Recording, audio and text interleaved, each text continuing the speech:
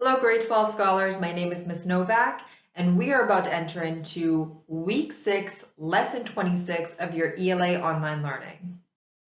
What can you expect from these lessons? Well, variety for one. Each day is going to be different. We know that I'm going to provide you with a list of materials and resources needed for the lesson. We're also going to engage in an overview of learning so nothing takes us by surprise. Definitely will model a part of the task that's necessary to complete this lesson so that you can follow along before you engage in it independently. And of course, we'll engage in a preview of tomorrow's learning. In our last lesson, we finished a first read of this week's text, which is an excerpt from Buried Giant. Today, we'll reread the text and we'll focus on details that tell us about the setting of the story. Our video is entitled ELA G12W6L26. We'll need the text Buried Giant. And we'll be rereading to focus on the setting and to use details to draw pictures for our final task. So let's get going. But not before we engage in these quick reminders. Remember, we always start the lesson out with this and we'll end it with some reminders. Same thing, it's called bookending. Anyways, make sure that you share your learning with someone at home. Also, make sure that you're keeping up with the weekly fluency practice. That can be found directly inside of your packet as well. And again, 20 minutes of independent reading. Always have the book within your sight, maybe not within your sight, but close by so you can complete this effort. Let's get our brain muscles fired up with another pictogram puzzle. Ooh, I thought Mondays was hard, but this one is also quite challenging. So take a few minutes, pause the video if you'd like, look at the image and think about what types of words or phrases come to mind. I'll review the answer in a moment. And the answer is scrambled eggs. Eggs is spelled E-G-G-S. All of these arrangements of these letters up here, if you unscramble them, they would spell eggs. Never in a million years would I have arrived at that answer. Maybe in 10 years. This was a hard one. All right, we're all warmed up. Now let's start our official lesson. The lesson materials that we'll need can all be found in our packet. Lesson 26 is on page 85. The note catcher is on page 86. The text didn't run anywhere. It's on pages 70 to 82 still. You'll need a pencil, pen, something to write with. And I can't reinforce the use of a highlighter enough these days, especially because it helps us balance out what we're actually looking for. All right, so make sure that you gather up those materials before we start. As always, we want to make sure that we are grounded in the unit's essential question and our guiding questions before we revisit our reading. So again, we are reading A Buried Giant, an excerpt by Kazuo Ishiguro. And we are looking at the essential question of what does it mean to call a place home? We are also looking at these questions of what makes a place important enough to write about. I'm actually starting to think too, what makes a time period important enough to write about? Kind of a secondary guiding question there. And in what ways is home both a place and a state of mind? Keep these in mind as we move forward and analyze the setting that's detailed in the text. Our learning target for today is I can visualize the setting of a story using key details from a text. I kind of gave a little bit of a hint. We're not just visualizing, we're actually going to document it through a drawing. Let's get started. Today we will begin with a close read of the text. We'll be rereading Buried Giant. If you have a smartphone or tablet and have downloaded the Bounce Pages app, you can use your device to scan the page and actually have the text read out loud to you. This often helps with close reading, especially because we're just looking for parts that lift up the setting. We'll ask you to think about the details in paragraphs 1, 3, 4, and 8 that relate to the setting of the story. Personally, I went through and actually circled those paragraph numbers in the text to help draw my eyes to just those paragraphs. You're talking about where Axel and Beatrice live. So you're going to be discussing with someone the description of their living quarters, shall we say, or chamber, and the neighborhood, and the warren, as they put it.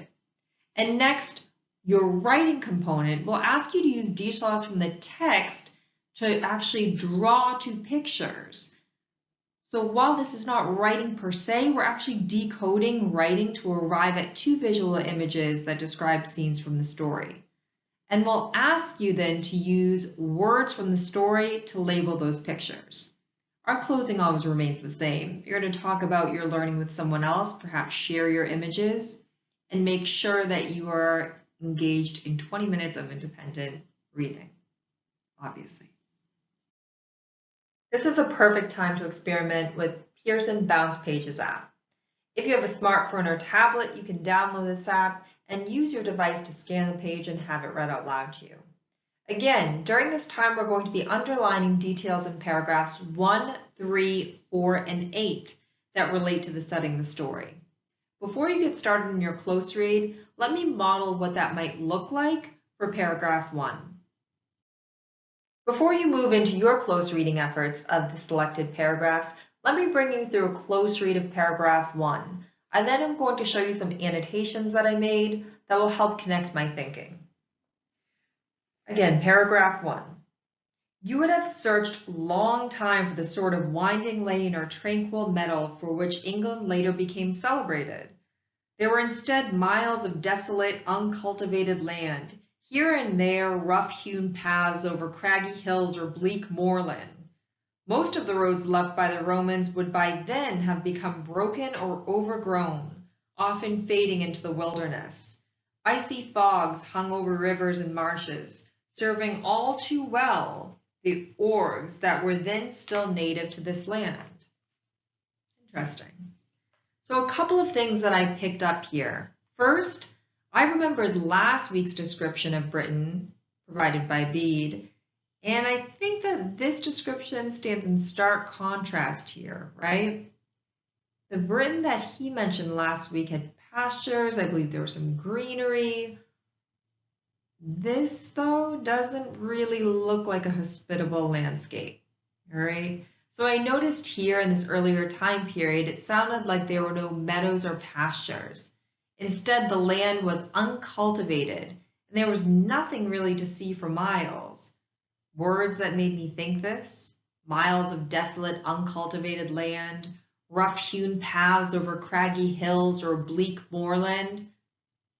Moorland, I'm going to use my footnote, which is a tract of open wasteland, usually covered with low bushes.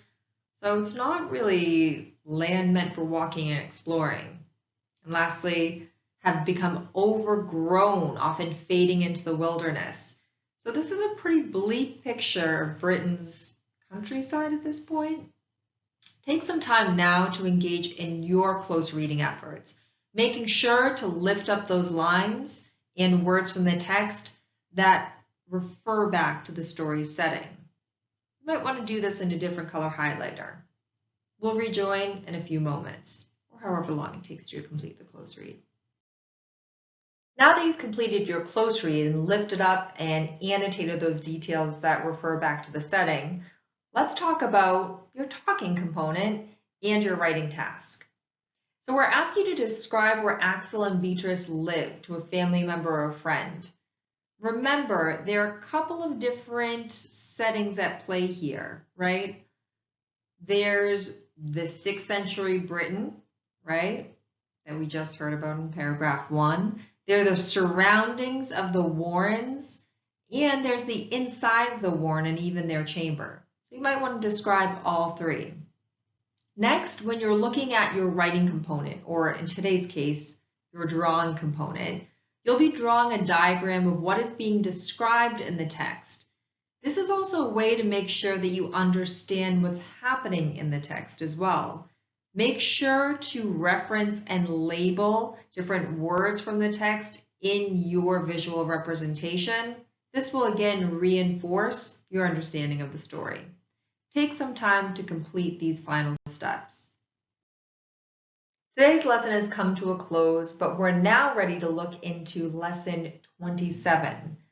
The learning target for tomorrow is I can analyze the author's word choices to determine their effect on the reader.